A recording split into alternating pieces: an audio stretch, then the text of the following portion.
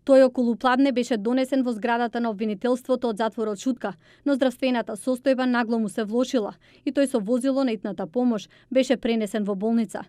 Јави Чанчаревиќ. Јовановски минатата недела на јавна седница на апелација побара да биде хоспитализиран поради компликации од операција на желудникот.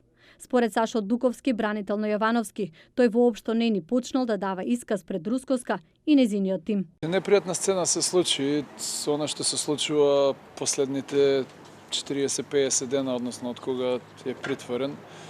Почна да повраќа и колабираше и не беше контактибилен одредено време. И сега е донесена, дојде брза помош и однесена на понатамошна инвестигација во, не знам во која клиничка болница. Обвинителството, како и јас, не сме лекари, но она што го видовме не беше воопшто пријатно, така да секој човек заслужува, и тоа е уставно гарантирано начело, право на живот.